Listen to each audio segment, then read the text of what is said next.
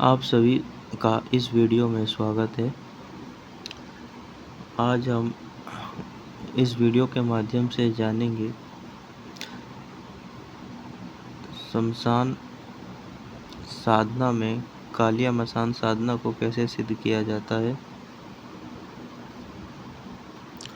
और इसको सिद्ध करने के पश्चात कैसे षटकर्मों का उपयोग किया जाता है। कालिया मसान को सिद्ध करने के लिए अमावस्या की रात्रि को ठीक 12 बजे शमशान में जाकर यह साधना सिद्ध करनी होती है। यह साधना मात्र 3 घंटे की होती है। इसमें साधक को ऐसी जगह का चयन करना होता है जहाँ पर उसी दिन किसी भी अंतिम मुर्दे को जलाया जाता है, उस स्थान पर साधक को बैठना होता है।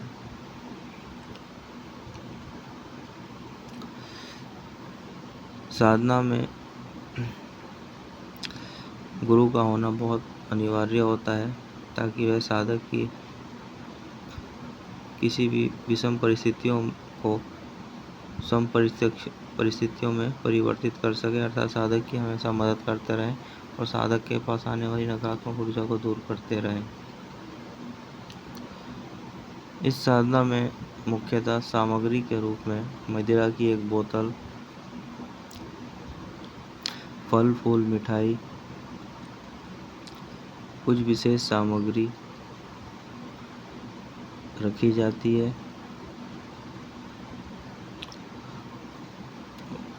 ठीक 12 बजे चौमुखा आटे का दिया जलाया जाता है। उसमें देसी घी या चमेली का तेल भरा जा सकता है। सुगंधित धूप और अगरबत्तियाँ जलाई जाती हैं। सुगंधित इत्र रखे जाते हैं और मंत्र जाप शुरू किया जाता है। मंत्र जाप शुरू होने के पश्चात साधक को अनेक प्रकार की भूत प्रेत आत्माएं आदि महसूस होने लगती हैं और धीरे धीरे साधक की मानसिक स्थिति का परीक्षा लेने लगती हैं।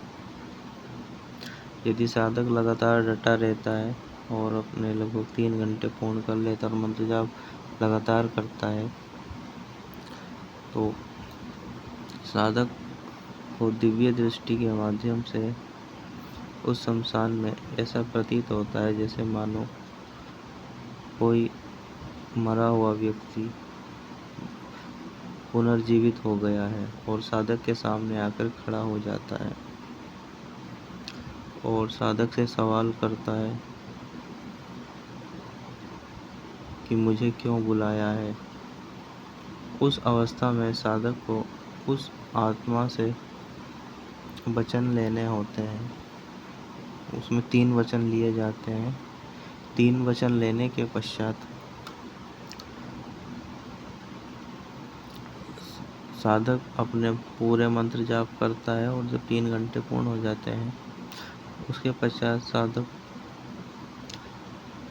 मंत्र जाप करता है तो वह शक्ति तुरंत सामने हाजिर हो जाती है। यह इस विद्या की पावर होती है।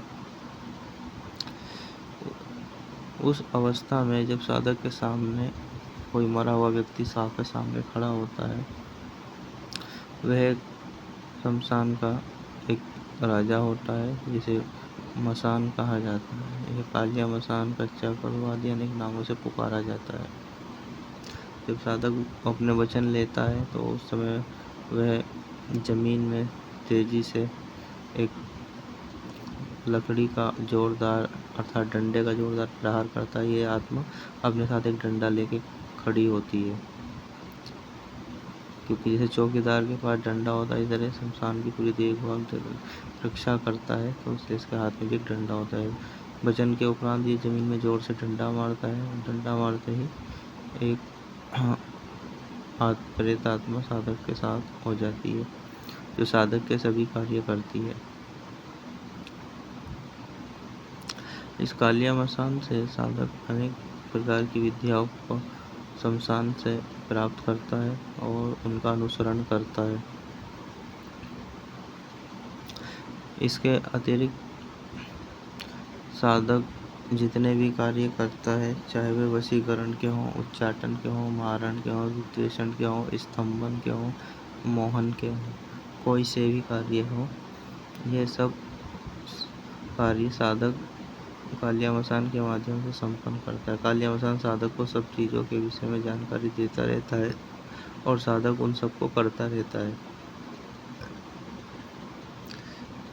और जैसे जैसे साधक को कालियामसान बताता है, वैसे वैसे प्रसाद, भोग आदि साधक शमशान में लगाता रहता है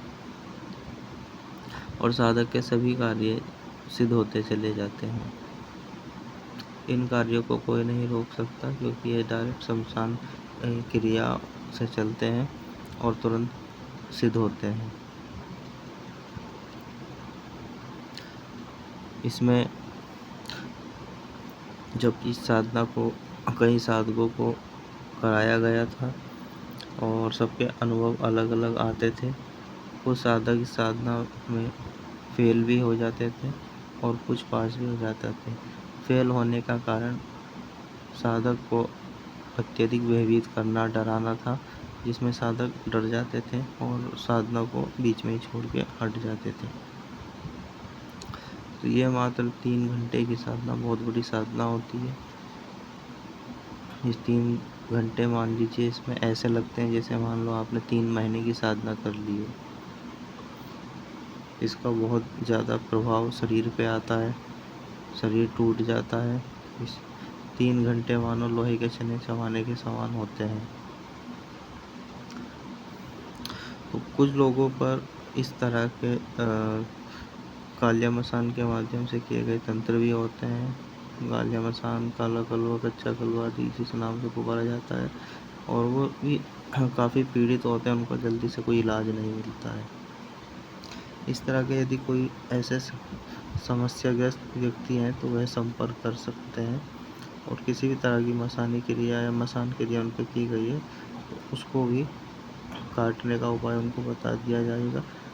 अपना समाधान वो ले सकते हैं और इन बाधाओं से मुक्ति पा सकते हैं। मसान से संबंधित जितनी भी तांत्रिक क्रियाएं हैं वह सभी कट जाती हैं और वह भविष्य में अपना सुखी जीवन व्यतीत कर सकते हैं। यह कालियामसान की सिद्धि का विधान संक्षिप्त में आपको बताया गया है, जिसमें अनेक प्रकार की बाधाएं होती हैं और ये अन्य बहुत ही अन्य शक्तिशाली, रोमांचकारी और एक भयानक डरावने दृश्यों के साथ सिद्ध होने वाली साधना होती है, जिसमें गुरु का होना अनिवार्य होता है। आज के लिए इतना ही। धन्यवाद।